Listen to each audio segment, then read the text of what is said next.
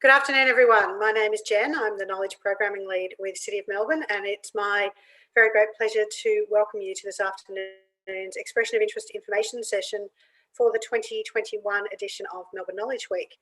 I would like to begin today's session by acknowledging the traditional custodians of the land, the Bunurong, Bunurong and the Wurundjeri Woiwurrung peoples of the Eastern Kulin Nation, and pay my respects to their elders past, present and emerging.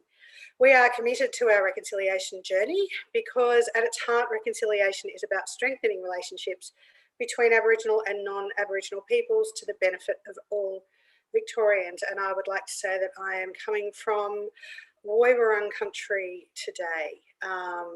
And I would now like to introduce the Knowledge Week team for 2021.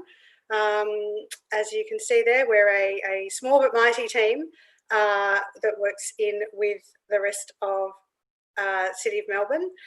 So myself, Georgia Simmons, our Programming Coordinator, Blair Ahern, our Projects Officer, Jane from our Public Affairs and Media team, Kate McKenzie, our Program Officer, and Jacinta White from our production team.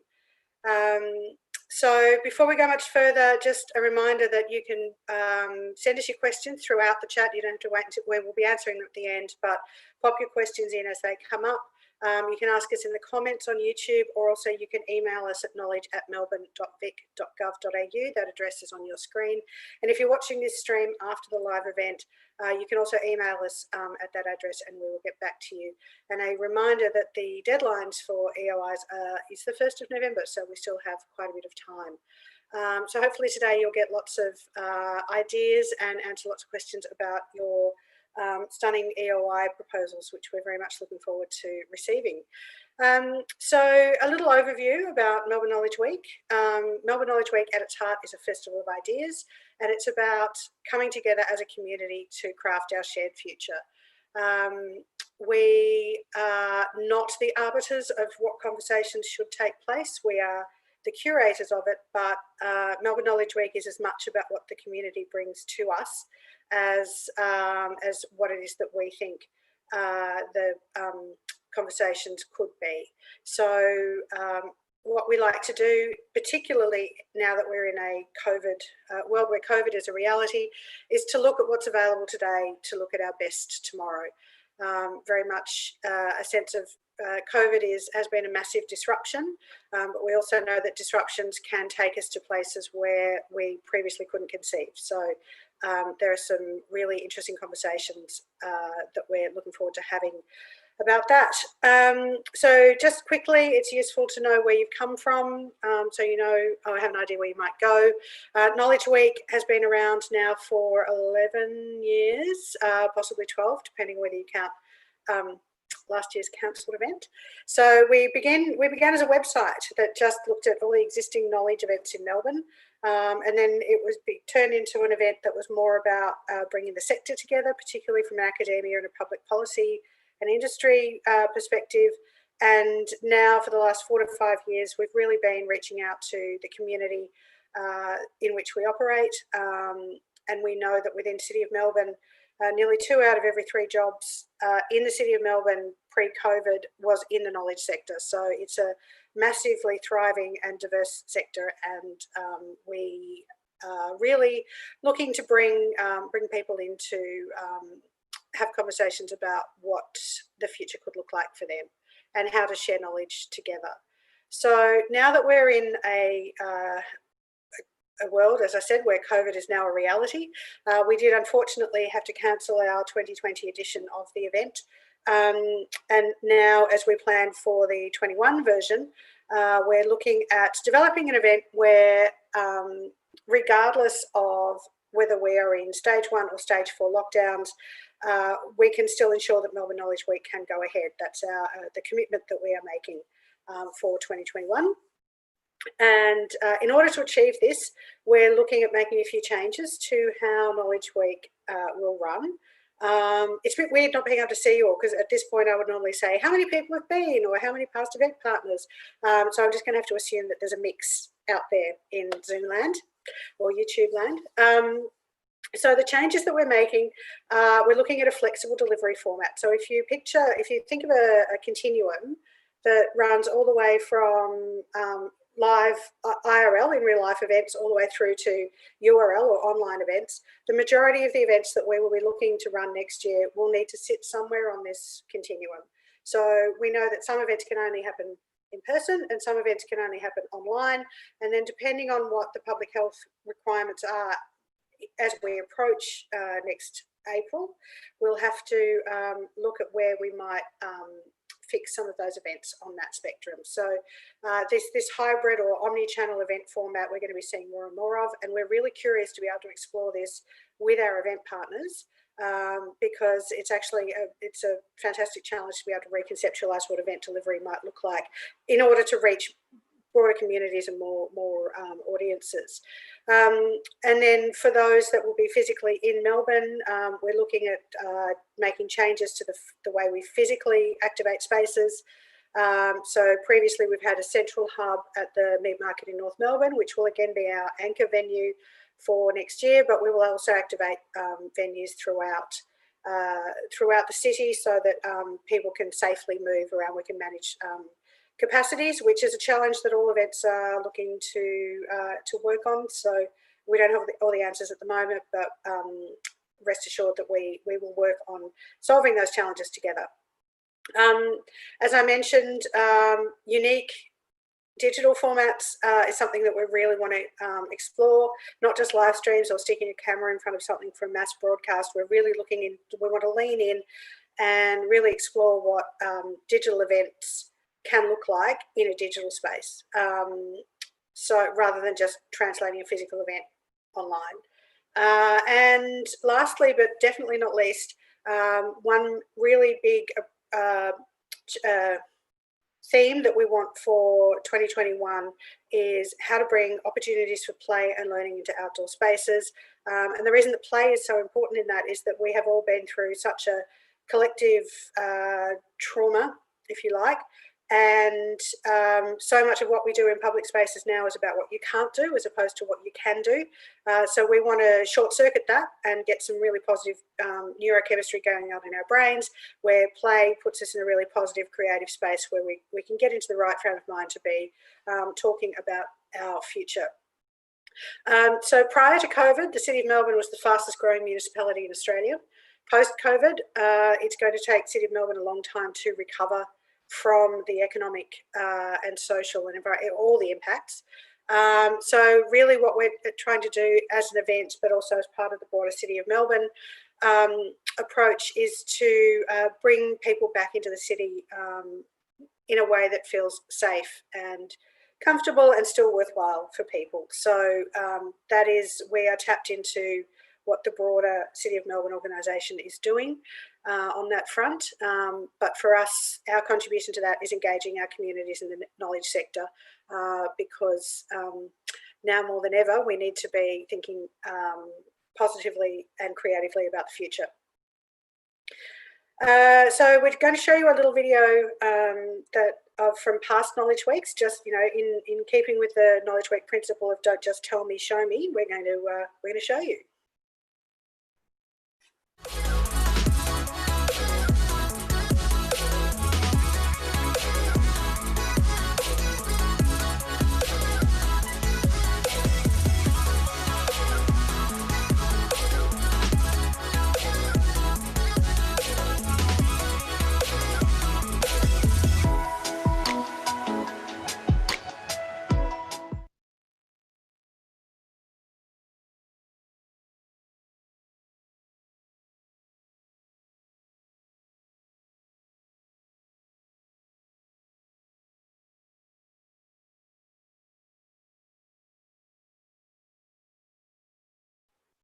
Apologies, that is a rookie mistake. You'd think by now I'd know about the mute button.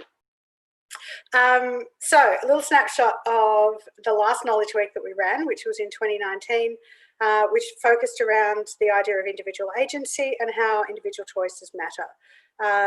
So you'll be able to read through this in your leisure afterwards when you can access the YouTube video on our YouTube channel. But you can see that the themes previously revolved around sustainability, technology startups, futurism, food innovation and city design. they're just the broad themes. There were many, many sub-themes within that framework. And so in 2019, we had nearly 30,000 people coming along. So Knowledge Week has experienced some pretty substantial growth since 2017, where we had, I think, 7,000 people attend, to 2 years later, being nearly 30,000. Had we gone ahead with the 2020 event, we would have been hoping for a similar growth. Next year, who knows? It's a reset. But we're confident that given the content, there will still be a tremendous amount of interest in coming along or engaging with the event online. We had 124 events in total. There were 51 venues activated, including the hub. Very much an emphasis on free events or low-cost events, and it was our first year that we were certified carbon neutral, which we were very proud of.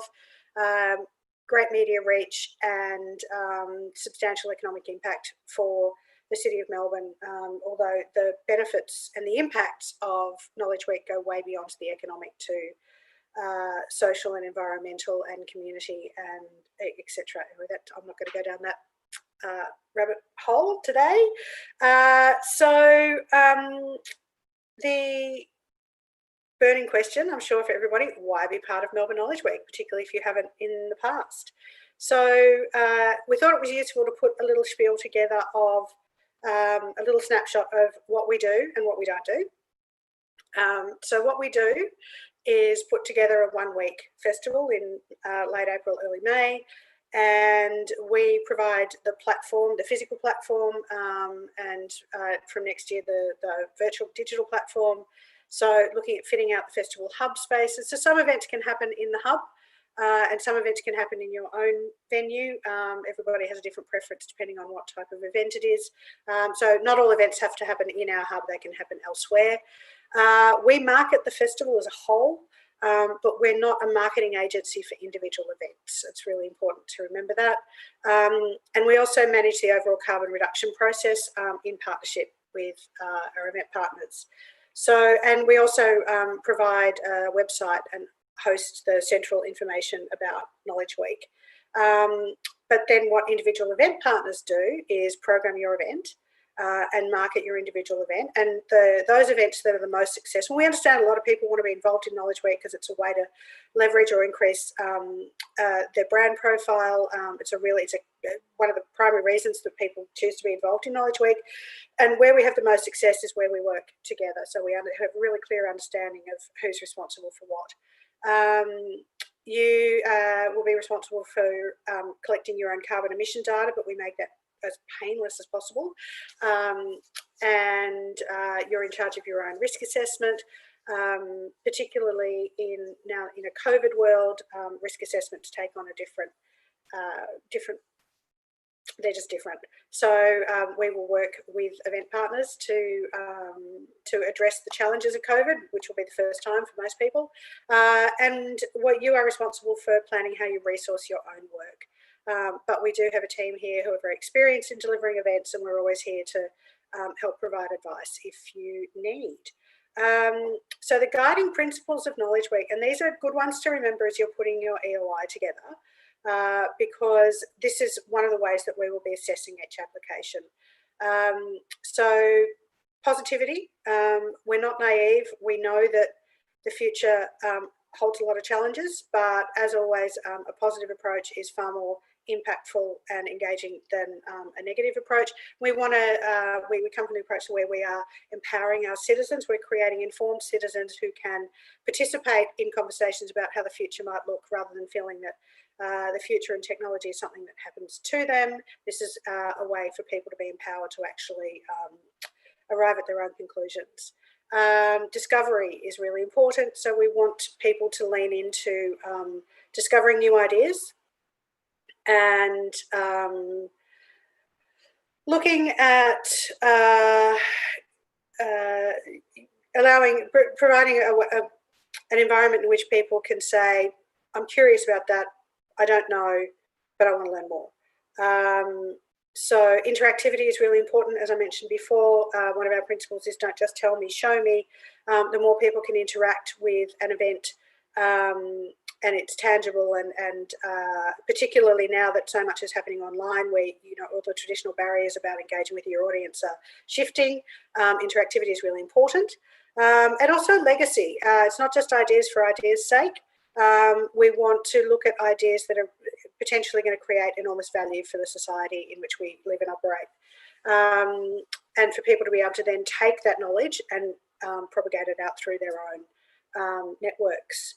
So I mentioned before some of the themes from 2019. We have a few themes that are pretty much evergreen from year to year, but the events that we think are potential themes for 2021 are outlined here.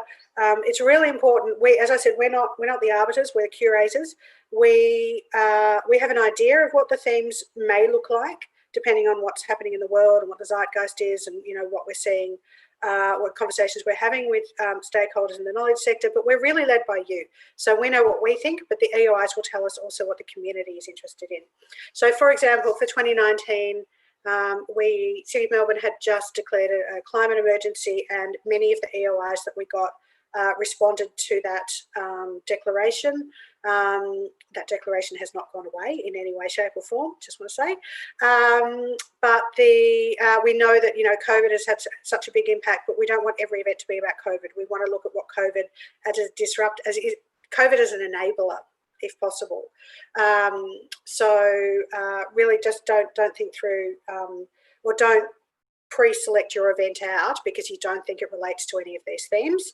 Because if we get enough that are looking at the same material, then that will emerge as a thing. It's a very organic process. So at this point, I'm going to hand over to my colleague Blair, who's going to run you through the application process. Just a reminder again, if you've got questions, pop them in the chat on YouTube or email them to knowledge@melbourne.vic.gov.au. If there's anything you feel that we're not addressing, please pop them in there and we'll get them to the end. Cool, thanks Jen. Hi everyone, thanks for joining us today. So yeah, as Jen said, I'm just going to talk a little bit about the application process.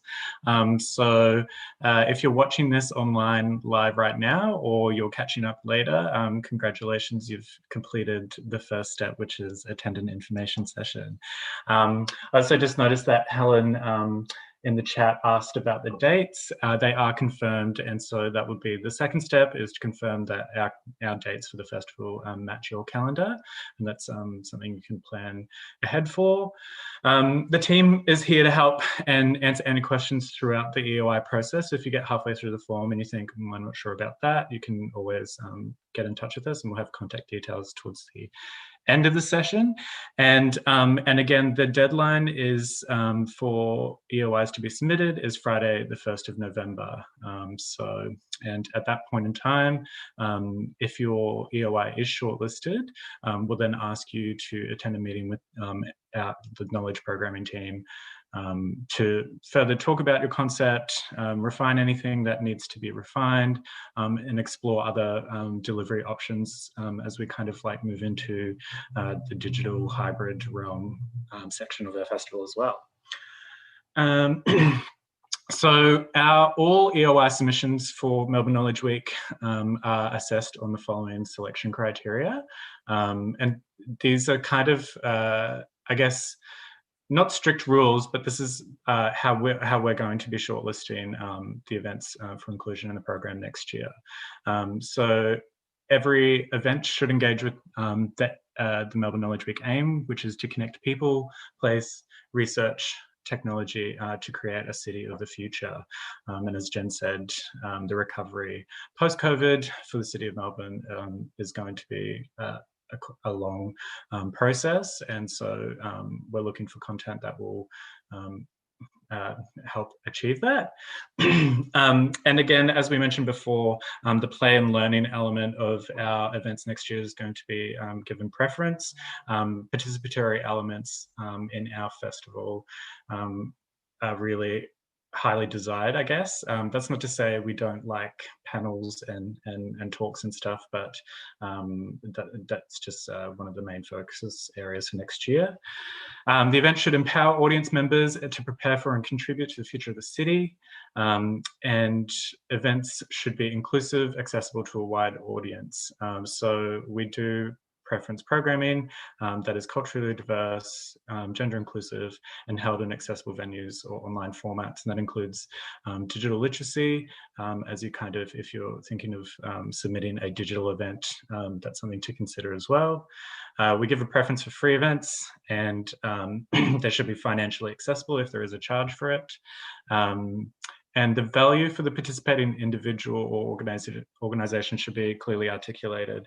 That's on top of the audience outcomes and expectations for them. But we also want to know, as the individual or the organisation you're representing, the value for your business as well.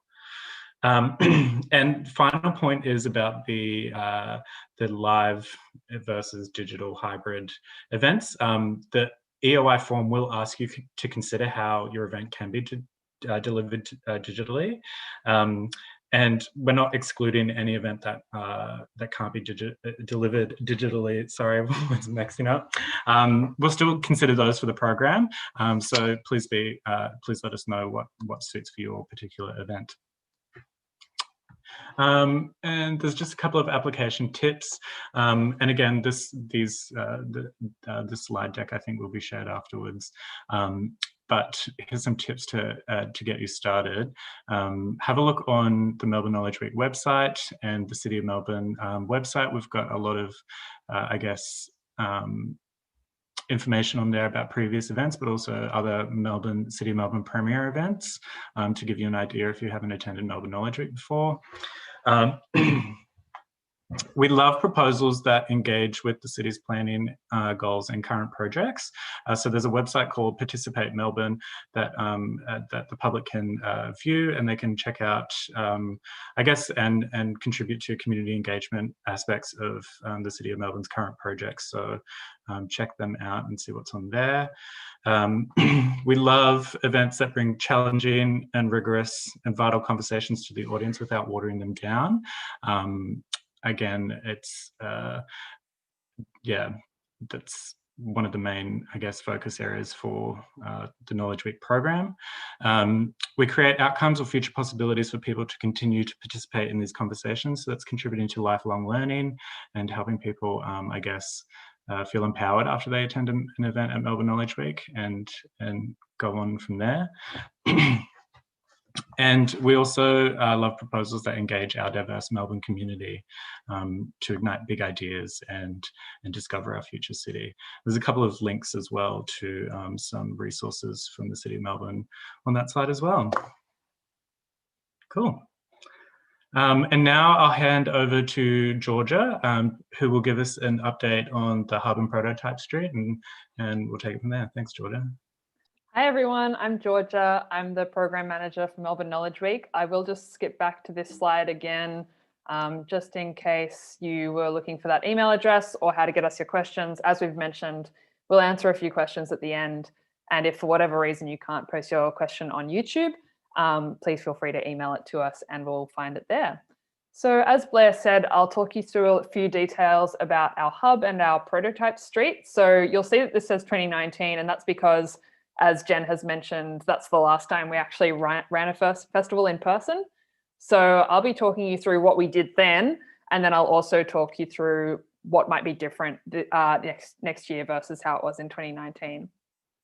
So these are some shots of our 2019 hub. Sorry, there's some 2020 shots in here as well, actually. So this was, actually, these are all 2020 shots. Great. So this was, I've gotten myself mixed up. There was no 2020. COVID has done a number on my brain. These are 2019 shots. This design was done by Moth. So you can see the top left image is some little space areas, space cubes. These would probably actually be pretty COVID safe because there's a little barrier between who's in and who's out. And these were sort of designed that people could sort of peer through the flaps and engage that childlike sense of curiosity. So there's always a sense of play in our designs, and we're definitely going to continue that this year. This is the meat market building for those who aren't familiar, or if you haven't been to the space previously. And this is just to give a sense of all of the content that we used to cram into the one hub. So this is one thing that will be slightly different in next year's festival, is that this kind of amount of content will probably be spread over a few different venues. So we still will have some of this stuff in Meat Market. And as Jen mentioned, that will be our sort of central anchor hub. But you can see that there are roughly 10 discrete installations by third-party partners, as well as a restaurant space, as well as an event space with the seating there. So we still want to have similar spaces to that, but they'll be spread out across a few different venues. These are some pictures of Prototype Street. So anyone who's been to the festival in the last couple of years will be familiar with the Prototype Street concept. It's been a concept where we have an outdoor space where we showcase some technologies and some initiatives that might shape the way that the city looks in the future and the way that a typical street looks in the future. And so those are just some shots of what that would have looked like in the past. And that's the floor plan of that same thing. So in 2019, we did that outside the Meat Market Hub. And in previous years, we've done it at other places in the city. So the changes, as I've mentioned, we're thinking of the distributed hub model. So we will have that Meat Market building as our main anchor hub, but we're going to look into activating a number of other iconic venues around the city of Melbourne as well as some outdoor spaces. And it's possible that that hub or those hub venues might be centered on the Swanston Street corridor, still TBC. Yes, as I've mentioned, we'll have more outdoor locations and outdoor play experiences, as well as some digital or online hub environments or activities, which we'll be able to reveal a bit more about in the fullness of time. And we're thinking of a concept along the lines of Prototype City instead of Prototype Street. So a lot of these initiatives between the dispersed hub, the outdoor environments, Prototype City, it's all about trying to make sure that the same numbers of people can enjoy Melbourne Knowledge Week if they wish to, but without that feeling of all being crammed into the one space, which we'll all be a little bit nervous about for the time to come. So we figure that Melbourne is a really inventive and innovative city, and a lot of these solutions that are going to shape the future of the city are actually already in situ in the city. So rather than trying to cram them all into the one street, we're thinking about ideas around potentially walking tours and other things like that, where people can go and see these things in situ, in action, and see the future of the city coming to life. I'll also talk to you a little bit about carbon tracking. So we're talking about carbon tracking, but we're also talking about any other sustainability measures that you can put in place for your event. And this will obviously be slightly different between whether if you're in one of our hub venues, some of that will be taken care of by us, but we'd still like you to be conscious of it. Or if you're doing something offsite from our hubs, then you'll need to be very conscious of how you are managing waste and managing carbon. So we will be asking all event partners to put together some tracking documents to be able to estimate your carbon footprint. All of that estimation work is done in-house by us, and as Jen said, we'll make that as painless as we possibly can. But some of the things we might ask you to track include the hours of your event, just the duration, just so that we can measure that against the different other data that you give us about electricity or that sort of thing, consumption of electricity, gas, water, any waste that is generated at your event, any catering. So there's a few different things we'll ask you to collect, but we will give you plenty of advance warning so that you're not having to try and guesstimate after the fact. And although this reporting will help us to offset the festival and get a carbon neutral certification, as I said, that's not everything. So the best way to reduce our footprint is to work sustainably and to just be outputting less rather than offsetting what we do output. So in your application and as you consider your event, think about ways you can limit power use, think about ways you can limit waste, ways you can provide your audience with opportunities to act sustainably. And I think it's just getting cut off by the slide here, but anyone who registered for this event will also be sending this slide pack around. And there's a link down there that's to the Sustainable Events Guide. So that was a resource that was put together pre-COVID. So there'll be some additional considerations around COVID safety, PPE, and that sort of thing. But there'll be a Sustainable Events Guide that you can access there as well. I'm now going to hand over to Kate McKenzie, who will talk us through some accessibility requirements for your events. Hi everyone, thanks for joining us again.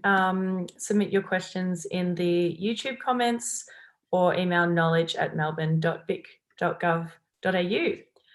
All right, so this year is really exciting. We've got a lot more options in terms of physical venues and online platforms as well. So I think when you're approaching accessibility for your event, it will be really important to think about how you can use these changes to your advantage, maybe implement some of the things you've been seeing in events throughout this time during lockdown. So this year's festival is, as every year, a festival for all Melburnians. So if you do have a physical venue, just make sure that you're considering the minimum physical requirements. So no stairs into the venue, ramps that are adequately sloped, so no steeper than a gradient of 1 to 6. All the emergency exits must be accessible to everyone in the venue, accessible toilets, and if you're setting up any physical structures in the venue, just make sure that there's a minimum width of 1 metre across all the paths. And I mean, that's the minimum requirements. We can always go above and beyond with these things. So there's a lot more we can do. Best practice would be to have some closed captions or Auslan interpreters, regardless of where you're hosting your event. And venues where all patrons can use the same access path. So there isn't a back entrance for people who need to use a ramp, who might be going a little bit further to get into the venue. And yeah, I mean, there's lots we can do. If you are considering some additional access, but you're not sure, please do get in touch with us in advance of your event, because we're always happy to talk you through anything that you might need to know. But in your EOI, we do require you to lay out some of your initial access thoughts in that application. Yeah, so great. So yeah, whatever the public health guidelines are in the next year or so, there will be members of our community who need to be physically distanced or stay home to health and immunity issues. So if you're running a physical event, consider the options for people to participate from home or digitally as well. So making some events looking towards a hybrid delivery. So yeah, there's a few more questions there that you might want to consider specifically around the COVID safety, physical distancing, your venue capacities, how your staff need to be protected and stay COVID safe, and whether you'll be collecting contact tracing data. So yeah, making sure that that data collection is both usable and safely, securely stored as well. Yep, so as mentioned, MKW is a festival for all Melburnians. So as you plan your event, it'll be important to make sure that the event represents everyone in Melbourne as best as possible. So just over half of Melbourne identifies as female. The median age is 28. So getting some diverse voices across those age groups. 38% speak other languages other than English at home. 47 are born overseas, and 55% are not citizens of Australia. So taking into account that people will want to see themselves represented in your event will mean that you'll be able to reach a much greater audience. We also have some underreported statistics. So just considering gender diversity, access requirements, disability, and sexuality. And just on the note of diversity in our events and representation, the City of Melbourne does have an ongoing relationship with the traditional owners in the Melbourne area, and we will be discussing various ways of working with traditional owners on this year's festival, which we've already begun. We welcome applications from Aboriginal organisations and individuals, as well as events that support Aboriginal communities. Our team is always available for advice on anything, including this, and there is support for Aboriginal applicants. So you can also apply for funding support through our Aboriginal community grants up to $10,000, and that's an ongoing application process. We will share information on that in the comments and in the slide pack post this presentation. Thanks, Kate. So we're nearly to the end of the presentation now, and very shortly we'll be taking questions. Hopefully plenty of you have submitted some questions either in the YouTube chat or via email, and Kate, who you just met, will be your avatar and will ask your questions to the team. Just while we're getting those questions together, here are some key dates for the festival cycle this year. For some reason, this says that the 21st of November is when the EOI closes. It is in fact the 1st of November. That must be a typo, our apologies. So 1st of November 2020, the EOI closes. Then through November and early December, we'll be doing our EOI review and selection process. And as Blair mentioned, all the shortlisted EOIs will come in for either in-person or video call meetings with our team. And that's just so that we can get a sense of each other, and we're aware that the event is a long way away, and also thinking about April of next year might seem a bit just wild at this point in time, where a lot of us are just thinking day to day. So we appreciate that the EOI might just be those first few ideas that you have, and in that meeting in November or December, we'll be able to talk with you in a bit more detail about what you're thinking of. Then in December 2020, all applicants will be notified, and successful applicants will be sent their letter of agreement to take part in the festival. In January 2021, we'll have letters of agreement to be returned and finalised event details and images due for marketing and communications. There might be a bit of flex on that one, but that's our current projection. We'll then have an event partner morning tea and information session to discuss the events as we get closer. And then from the 26th of April to the 2nd of May, MKW 2021 is on. So I think we're ready to do some questions now. Kate, do we have some questions from the audience? We certainly do. So I think, yeah, there's a few questions around venues. Minnie David asks, do events have to take place in the city? We've also got, I'm just going to roll a couple into one so we can answer them all thoroughly. Will we be providing a list of venues that we can use that are accessible? What about the Botanic Gardens or Parklands as venues? And will we be providing assistance with the technology needed to pull an event off digital venues, and advice on best way to accomplish a desired outcome? Fantastic. There's some big questions in there. I'll start with the first one. Your event doesn't have to take place in the city as in the CBD. We have a strong preference for events that take place in the City of Melbourne Council area. So that includes some surrounding suburbs like South Yarra, small parts of Carlton, Parkville, even Kensington. If you're not familiar with the exact boundary, you can check it out on the City of Melbourne website. Just search for the municipal boundary.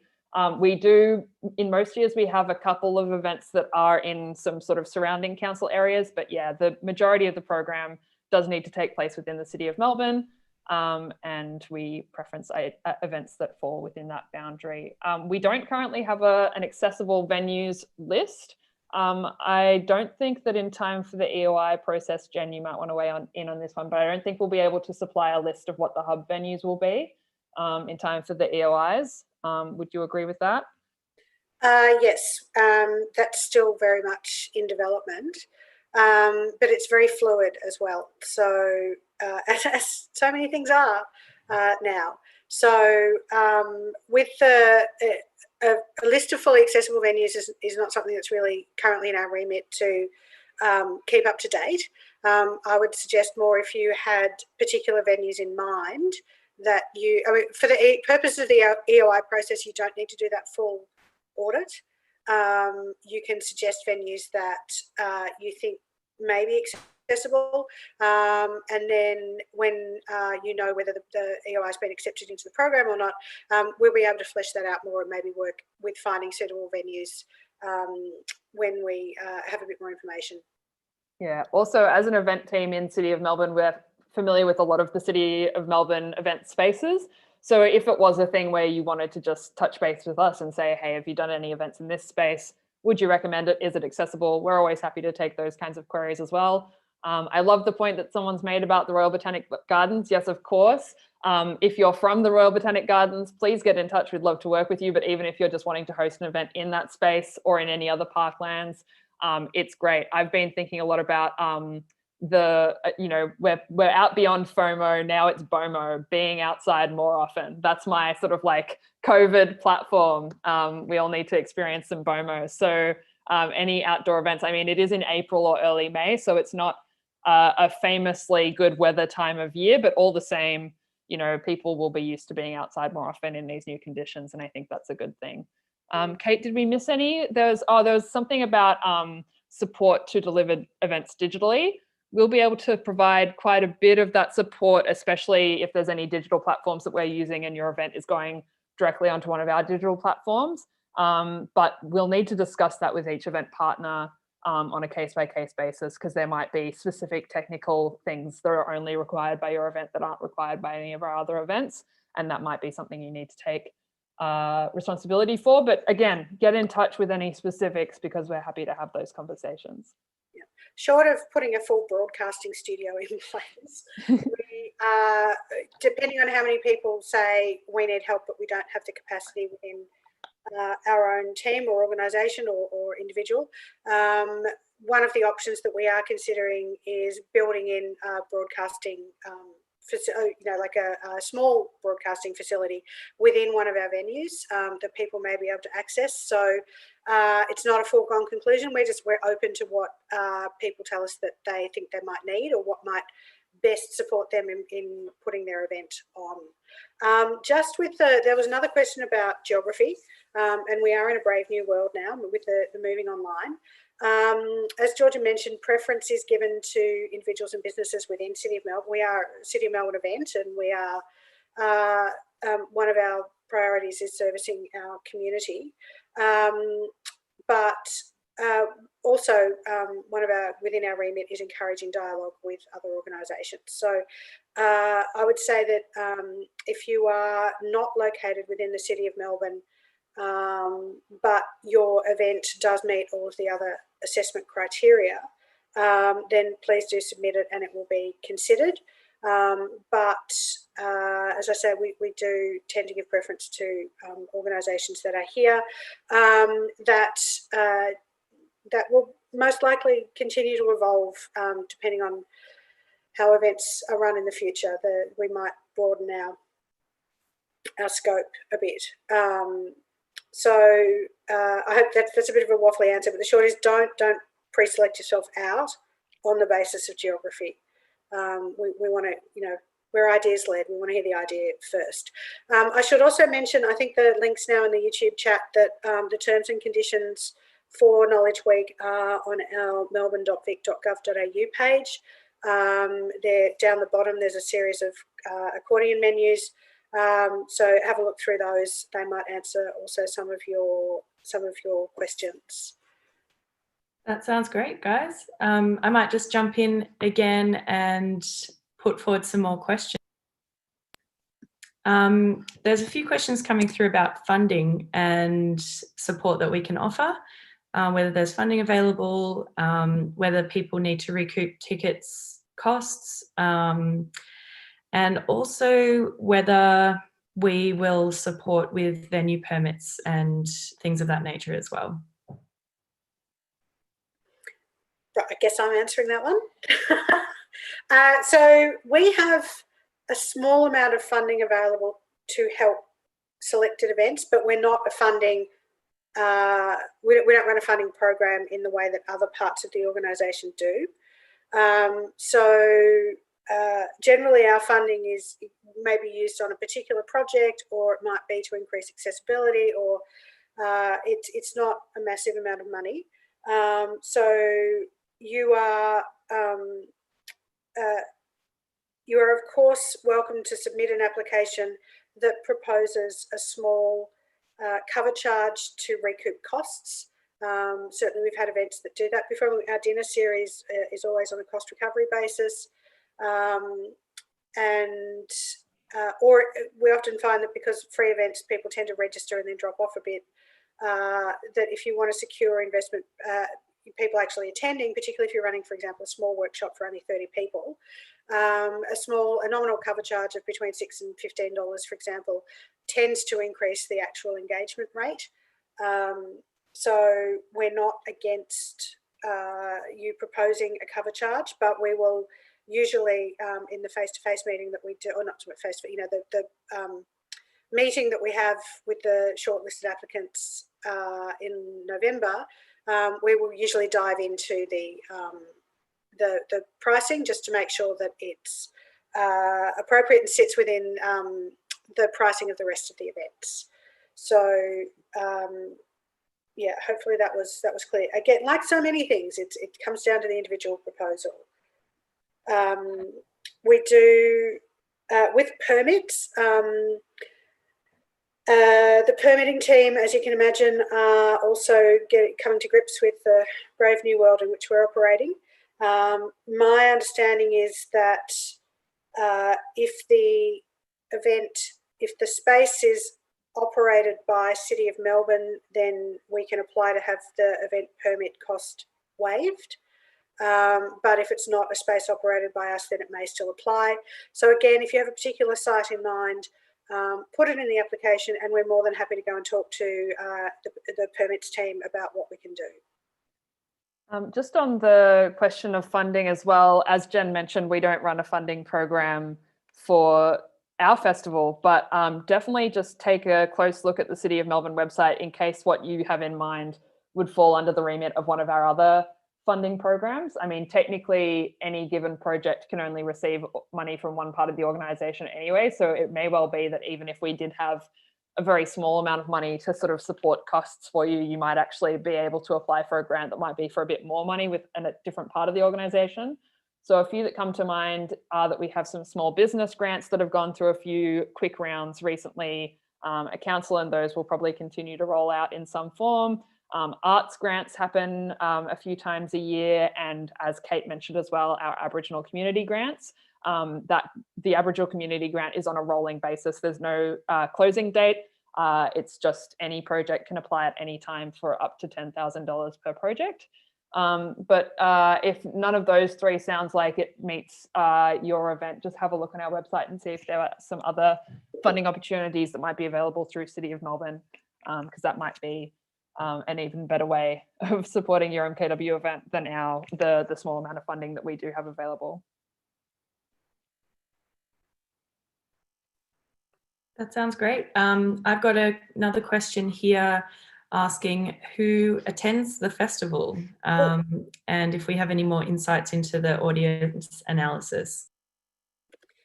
Yes, that is my bad. I was meant to cover this and I apologise. I can provide a quick overview of who attended at our 2019 festival, which was the last time that we ran an event. So in 2019, attendees were predominantly female, 65%, 32% male, 3% prefer not to say. Age groups were pretty evenly spread. The predominant group was 39% in the 25 to 34 group, but it was, mostly sort of 25 to 44, and then another 25% sort of in the 45 to 55 plus. So in 2019, 79% of people said it was their first time attending Melbourne Knowledge Week. And people tended to come from professional, scientific and tech services backgrounds, or education and training, and 10% from telcos and information media. Only 25% of attendees came from within the City of Melbourne, and 75% came from outside the municipal boundaries. There was a strong family attendance in 2019 because we had a day of really specific programming for them. So we tend to get, our audiences tend to sort of fall into three groups. One is what we call sociable scholars, who are very time-rich, cash-poor, although the impact of the massive changes in tertiary sector remain to be seen how much of that audience is still around. And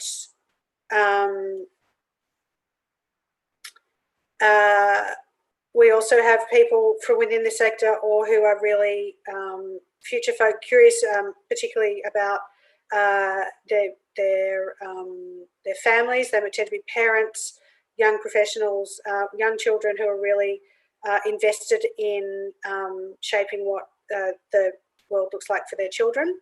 So it's not all, and then we have the real industry insiders, so the people who are in the sector all day, every day. So for us in the programming, we want to make sure that we're covering the really deep dive content for people who know this stuff inside out and live it and breathe it, but also people who this might be their first time coming anywhere near an event like this, and they might be drawn in by a particular event and then be really curious to see more. So we want to provide those really accessible pathways for people to come into the program. We know Melbourne Knowledge, we know knowledge can be a bit of an off-putting term sometimes, so we work really hard to try and break it down. So I saw in the chat there was a comment about, for example, a community art project activating outdoor spaces. Absolutely, if it relates to the criteria and if it's a well put together proposal, yes, something like that may well we would be interested in seeing that, but it may also be, it's such a range of events that we put on that it tends to attract a broader range of people. We would like to see more individual communities engaging with Knowledge Week, not just people who are already, well-educated, solidly employed, middle-class people living within a 20-kilometre radius of the city. Within that, there are so many individual communities that are at risk of being left behind by digital literacy gaps, including older and aged communities, people who don't have regular access to the internet, people who have a range of particular community needs. So it's really, it can be as broad or as specific the community as you like. Your event doesn't have to hit every single target. It might be my audience is for this really specific community, and that's okay, because not every event can be all things to all people, which is why we have a blend of events in the overall festival. Thanks, Jen. Actually, speaking of community events, I've got a couple of bit more specific questions. I'll just read them out for you to respond to. Would you consider an application that focuses on the importance of self-discovery and spirituality as a means for creating community through being your best self? And the second question, any possibility to have a community art project and activity where posters are pasted on walls of venues or nearby public walls? In short, yes. Yes to all of it. We're really, you saw the brief earlier about giving people the tools to shape the future together and share knowledge amongst themselves. So you've seen and heard a lot in this presentation about you know, technology, telecommunications, like, you know, fancy gadgetry, that sort of thing. And we're all about that, but we're also all about the opposite and the lo-fi. And really, it's all in the name Melbourne Knowledge Week. So knowledge can take any number of forms. So an event that's about spirituality, we'd love to hear about it. An event that's a community art event, we'd love to hear about it. That idea of paste ups, of course, like permitting, we love the concept, and especially because it falls into that category of things that might be a bit more playful outdoors as well. So there's really nothing that we would not consider at all. It's more just about what's the quality of thought behind the ideas, what's the benefit to our audience, what's the benefit to you as well and your organization, because we want to make sure this is a mutually beneficial enterprise. And as Jen alluded to before as well, we're particularly interested when we see certain trends or patterns emerge in the expressions of interest. So I wouldn't be surprised if we did see more hyper-local community-oriented projects or more projects focusing on well-being and mental health after this time we're all going through. Yeah, both of those things sound great to me.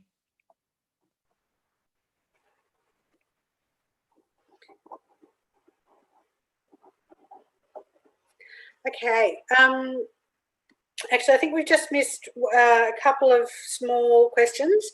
One was about sponsors and co-funding. Absolutely, you are welcome to procure your own sponsors and co-funding.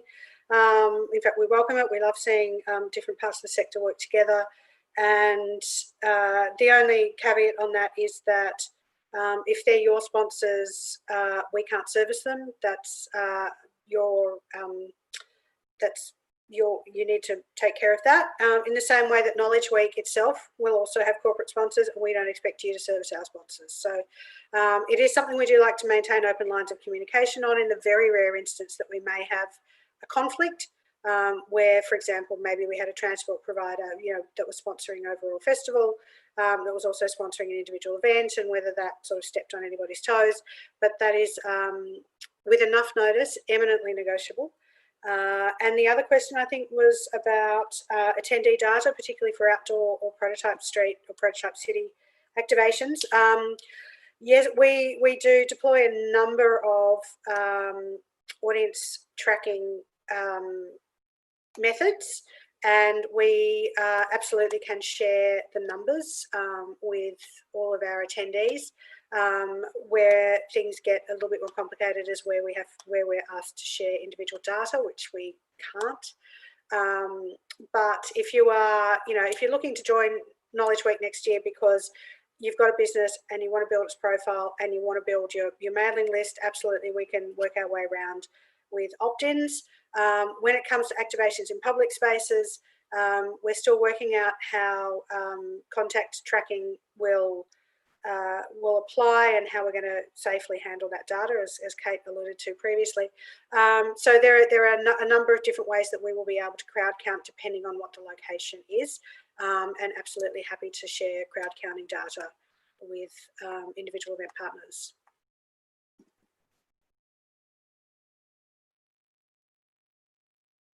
All right, Kate, are there any further questions, or anyone from the team? Have we seen any more questions come in?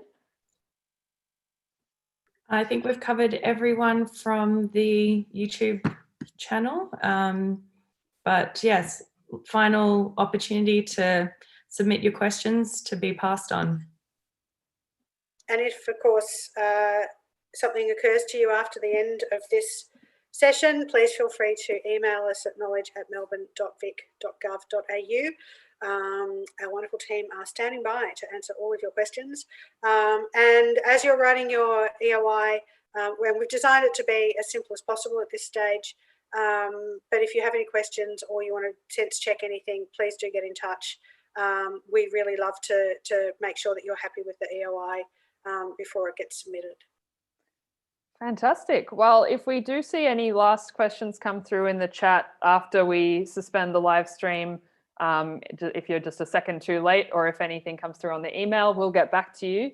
But right now it's just coming up on 2 p.m. and I think that we may be all done. So thank you so much for your time. And we really look forward to reading all of your applications. It's one of the best times of the year for our team to see all of the wonderful ideas that are out there. It never fails to inspire us, and particularly in such a weird time as this, it's really exciting to have you all here with us thinking about the future and thinking about next year's festival. So thank you for giving up some time today to come to this session. Get in touch if you need to, and we'll look forward to reading your applications.